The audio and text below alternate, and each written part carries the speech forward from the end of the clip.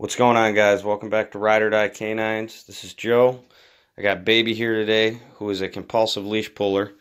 So we brought her to Lowe's today to work on that after she drugged me through the parking lot and through the front door, scaring people half to death as she trudged through the front of that store. But that's exactly what I wanted. I wanted her to come in one way. I wanted people to see how she came in, and I wanted to see how she left.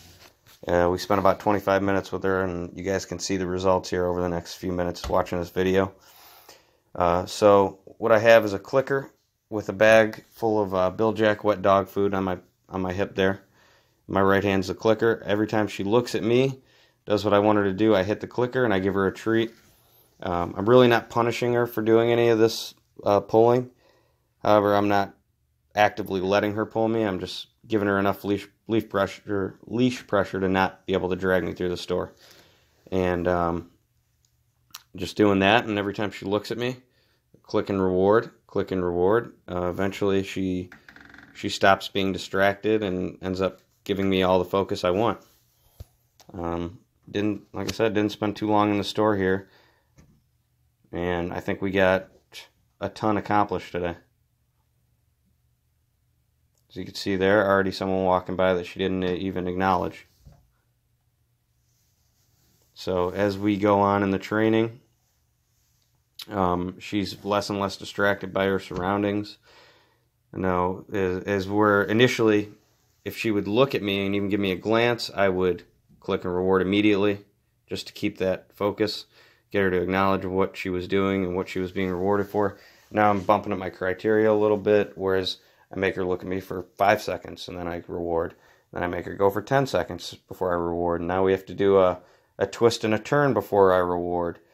Then we have to go down an aisle before she's getting rewarded. And the most important thing here to understand is these dogs do not speak English.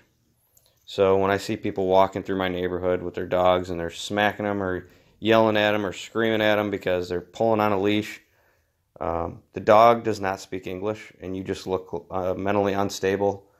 You look like a psychopath to me and your dog for screaming at it as if it understood you. And I think it's our responsibility as human beings, when we get a dog, to take the time to understand the way they communicate with each other, speak dog language, and this is how you do it. Repetition and consistency.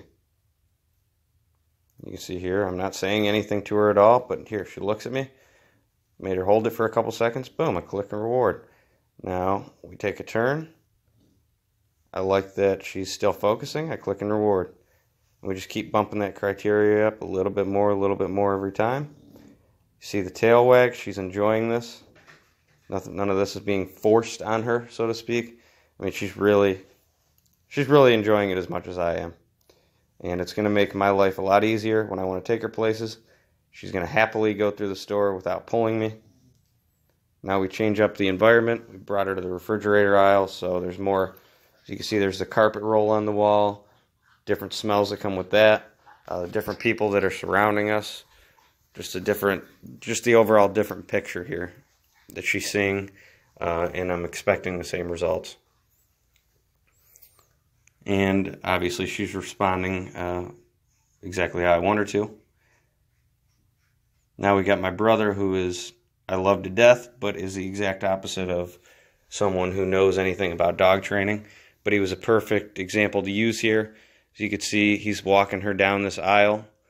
And you've seen how she was pulling me at first. There's no slack in the leash. There's no slack at all. Now she starts to mess up a little bit here. And he's kind of allowing that and promoting it, but I just told him turn around and continue to do the same thing. There's no punishment dealt, any of that, and she's still tail wagging. She's a little confused on who this guy is walking me or whatever, but nonetheless, she's cool with it.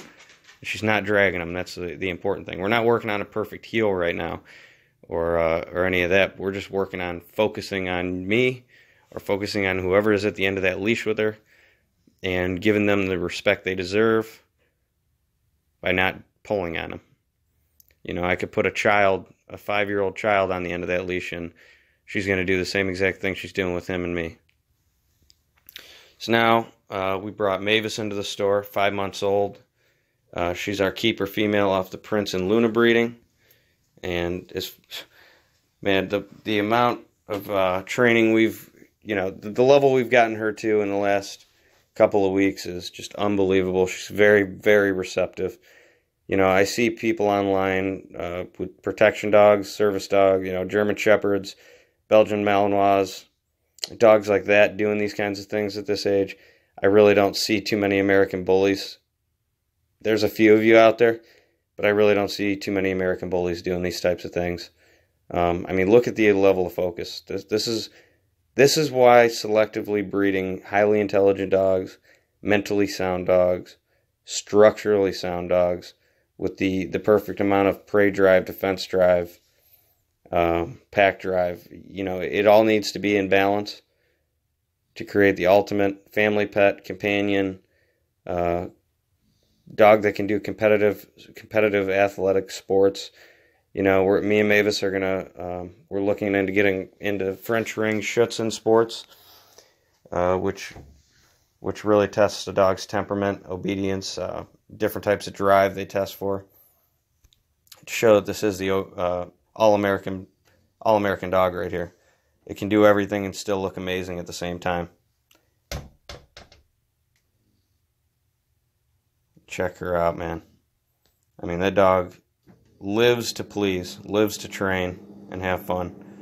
And we actually ended up taking her off leash after a little while, which you'll see here soon. But now, like I did before, go to a different part of the store. Now we're in the washing and dryer machine aisle, changing up the picture frame, expecting the same results out of her.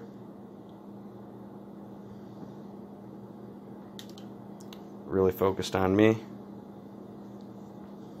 Loving every minute of this. So you can see I took the leash off here. We're in the back of the store. I didn't want to get seen by any of the employees at first, but then naturally I had to test the waters a little bit more after I seen one of the employees walk by and kind of nudged it off, like it wasn't a big deal. So I figured, you know what, maybe the rest of them will feel the same way. So we ended up walking Mavis all through the store off leash, and we got about 15 minutes worth of it with complete focus before she started to kind of lose interest in wanting to go off and do her own thing. At that point, like I said, guys, their window of opportunity to train is not that long compared to an adult dog. So check this out. She just sits down, looks at me, and we continue on. And that right there was kind of my indicator that, okay, maybe this isn't going to be a big deal. Maybe I won't get kicked out. So let's take it to the next aisle. See how far we can really get with this. And she did great. So to end on a positive note, I put the leash back on her and just started to kind of not be strict. I gave her release command and just kind of let her be goofy on the leash and whatnot. But you guys want a hurricane dog that can focus and do training like this, give me a call at 440-231-2334. If you need more in-depth description on this video, also call me. I'd love to talk about it.